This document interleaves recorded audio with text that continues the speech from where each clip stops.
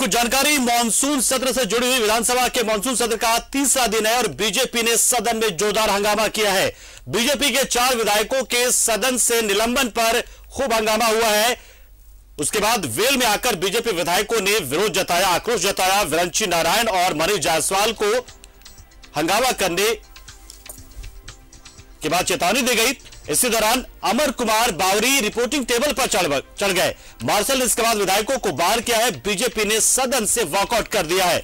तो 4 विधायकों भानु प्रताप शाही, डुलू महतो, जयप्रकाश भाई पटेल, इनके निलंबन के बाद से बीजेपी और ज्यादा आक्रामक और मुखर नजर आ रही है। और इस दौरान मनीष जायसवाल, अमर कुमार बावरी, ये लोग वेल में जाकर, विरंची नारायण वेल में जाकर खूब हंगामा कर रहे थे। इस दौरान मार्शल ने इन्हें भी बाहर किया है। तो देखिए, बड़ी खबर इस वक्त आपको बता रहे, मॉनसून सत्र हंगामेदार होने वाला, ये बात तो साफ स्पष्ट और हर बार होता है, लेकिन इतना हंगामेदार होगा इसका अंदाजा नहीं था। लेकिन बीजेपी अब पूरी तरीके से मुखर नजर आ रही है और जिस तरीके से हंगामा बार बार किए जाने के बावजूद, स्पीकर की ओर से चेतावनी दिए जाने के बावजूद बीजेपी हंगामा करी थी। उसके बाद 4 विधायकों को निलंबित किया गया था सत्र से, और अब इसके बावजूद फिर से हंगामा बीजेपी का। बीजेपी ने साफ कहा कि यह लोकतंत्र की हत्या है और ये उनका अधिकार है किसी बात को लेकर विरोध जताना, ऐतराज जताना, लेकिन एक तरफा कार्रवाई का आरोप लगा दिया बीजेपी ने।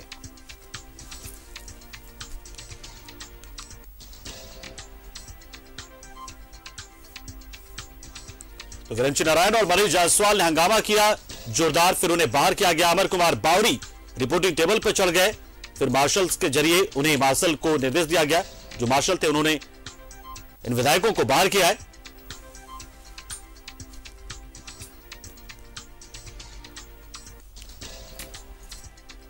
और हमारे सहयोगी राजेश हमारे साथ जुड़ रहे सीधा विधानसभा परिसर से, और इनसे जानते हैं पूरा मामला क्या है। राजेश, जिस तरीके से हंगामेदार होने के आसार तो पहले दिन से नजर आ गए थे, लेकिन हंगामा इतना होगा और हंगामे के बाद ऐसा होगा, इसकी उम्मीद नहीं थी। हाँ, देखिए, हंगामा होगा तो उसको रेगुलेट करने के लिए सदन के पास शक्ति है, आसन के पास शक्ति है। आसन ने जो निर्णय लिया है वो भले ही बीजेपी विधायकों के लिए सस्पेंशन का हो या फिर उन्हें मार्शल आउट किया गया है। एक मनीष जायसवाल है जिन्हें मार्शल आउट आपको किया गया, क्यों किया गया? देखिए, ये एक ओपन क्वेश्चन है कि हम लोग भ्रष्टाचार के खिलाफ सरकार का वक्तव्य चाहते थे, एक डिबेट चाहते थे। कल हम लोगों ने सुखाड़ और अकाल के लिए जो है हम लोगों ने आंदोलन किया अंदर में, आज भी वही मामला था। लेकिन ये विपक्ष, जो पक्ष, सत्ता पक्ष वाले लोग हैं, अडिग हैं अपने ये पे कि हमको कोई जवाब नहीं देना। झारखंड की जनता आज के दिन में इन 2 प्रमुख मुद्दों पर, चाहे अकाल का मुद्दा हो या भ्रष्टाचार का मुद्दा हो, इस पे जवाब चाहती है। हम लोगों ने वही किया। हमारे 4 साथियों को सस्पेंड कर दिया गया बिना कोई कारण के। लोकतंत्र में हमको अधिकार है और विपक्ष होने के नाते हमको अधिकार है सरकार से डिमांड करने का, प्रोटेस्ट करने का, और बिना किसी प्रोवोकेशन के हमारे साथियों को जो है सस्पेंड कर दिया गया। हम लोगों ने दूसरे पक्ष में फिर अपनी आवाज को बुलंद किया, जिसका नतीजा था कि हम लोगों को मार्शल आउट कर दिया गया। अब ये मार्शल आउट करें, सस्पेंड करें, ये आप जान लीजिए, भारतीय जनता पार्टी भ्रष्टाचार की लड़ाई को और इस राज्य में वर्तमान परिवेश में जो अकाल की स्थिति बनी हुई है, इसकी लड़ाई को हम लोग आगे लेकर के जाएंगे। चाहे इसके लिए मार्शल आउट होना पड़े, सस्पेंड होना पड़े, या सत्ता पक्ष को और जो अत्याचार करना हो वो लोग करें। लोग को लगता है कि अत्याचार हो रहा है। बिल्कुल।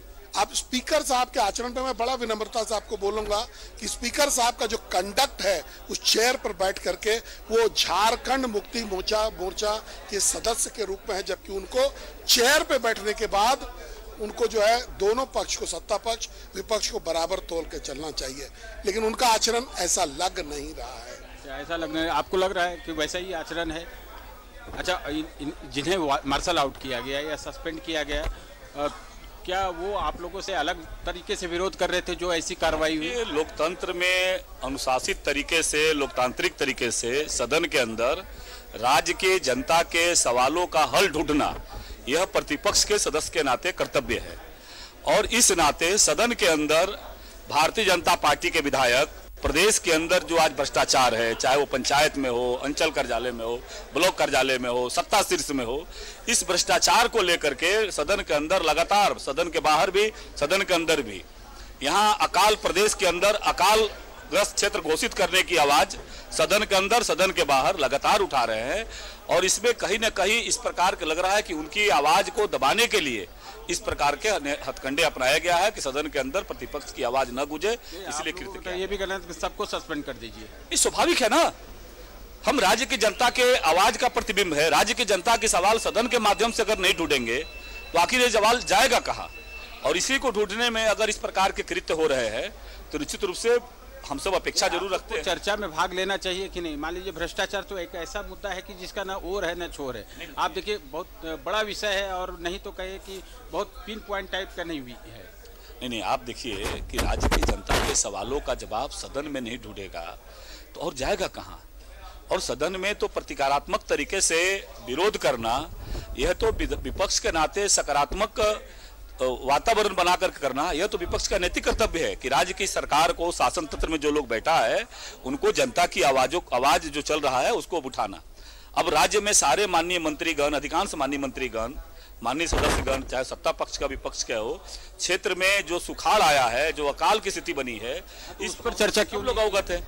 हम लोगों ने भी तो यही कहा। आप फलाफल क्या निकला? आप लोग तो कह रहे थे घोषणा करने के लिए। फलाफल क्या निकला? आप परिणाम देखिए ना आज के सुर्खियों में, फलाफल क्या निकला। इसीलिए हम लोगों ने कहा कि इस प्रदेश को अकालग्रस्त क्षेत्र घोषित करिए और जन कल्याण के लिए क्या क्या उपाय किए जाते हैं सभी सदन, सभी माननीय सदस्यों का है, उसके माध्यम से सुझाव आमंत्रित करके और उस दिशा में सरकार आगे बढ़े। सरकार को तो हम लोग सहयोग करना चाहते थे, लेकिन बदले में सरकार ने क्या किया? चूंकि इनकी नीयत साफ स्पष्ट नहीं है और इसीलिए आपने देखा होगा कि किसानों के मुद्दे पर पूर्ववर्ती रघुवर दास सरकार ने जो मुख्यमंत्री कृषि आशीर्वाद योजना लाया था, वो सत्ता में आते ही उन्होंने कृषि आशीर्वाद योजना बंद कर दी। आज अकाल में 5,000 से लेकर के 25,000 उस किसान भाइयों के खाते में सीधे राशि जाती, लेकिन उन्होंने बंद कर दिया। इसलिए राज्य की जनता भी भली भांति देख रही है और इस प्रकार के दमन को हम जनता की अदालत में भी ले जाएंगे। आगे भी ये विरोध प्रदर्शन होता रहेगा। विरोध के लिए विरोध 5 तारीख तक विरोध के लिए विरोध करना भारतीय जनता पार्टी का, यह नैतिकता भारतीय जनता पार्टी में नहीं है। हम जनता के मुद्दे को सदन, राज्य के सबसे बड़ी पंचायत के माध्यम से उठाना चाहते हैं और सदन की आवाज बनाना चाहते हैं। ये देखिए, जो विपक्ष के लोग हैं उन लोगों का कहना है कि हम लोगों की मांग जो है बहुत जेन्युइन है और उस पर सरकार की तरफ से जवाब आना चाहिए और जो कार्रवाई की गई है कहीं न कहीं सरकार के इशारे पे की गई है और इस तरह का नहीं होना चाहिए। ये अन्यायपूर्ण कृत्य है कि उनकी आवाज को दबाने का प्रयास है। ये उन विधायक ने भी कहा जिन्हें मार्शल आउट किया गया और वैसे लोग जो उनके साथी सस्पेंड हुए उनका भी यही कहना है।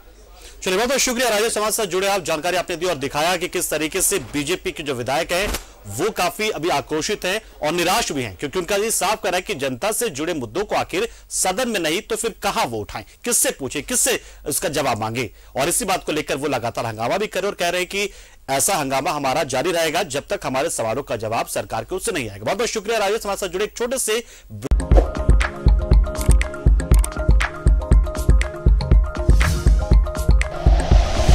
Like and share videos, subscribe करें हमारा चैनल और प्रेस करें बेल आइकॉन।